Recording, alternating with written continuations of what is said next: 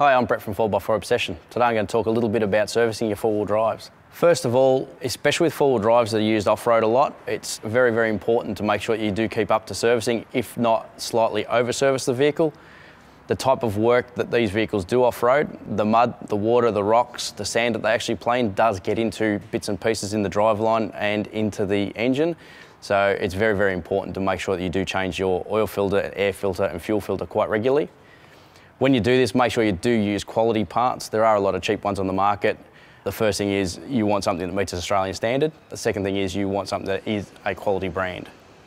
When you're looking for somebody to service your vehicle, I'd recommend that you do go to a four-wheel drive specialist. Main reasoning for this is they will know what they're looking for beyond what a normal mechanic may do. It's quite easy to change oil and filters, but knowing what to look for, damage under the vehicle, the fact that diffs may get a little bit of moisture or water in them, they're the type of things that need to be checked prior to causing any damage to the vehicle.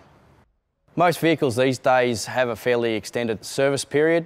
I'd recommend that the minimum that you do is the manufacturer's specification. Some vehicles are 5,000, 10, even out to 15,000 these days. Most of the ones with the higher end of the scale of 15,000 use specific synthetic oil grades in their vehicles. But still, if you are doing outback work or remote work, change the fuel filter far more regularly than the 15,000 kilometres.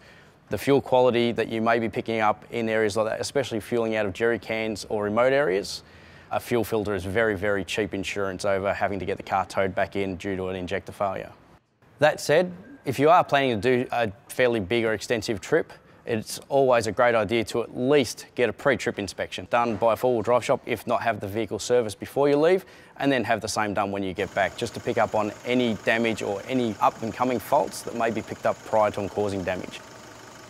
I always advise my customers, if they're doing outback or remote area travel, that they should always carry at least, as a bare minimum, a spare fuel filter and a spare air filter for their vehicle. This just allows them not to cut the trip short, and it also encourages them to constantly check their air filter and clean it, and change the fuel filter if they are in a fairly remote area that the fuel quality is not so great.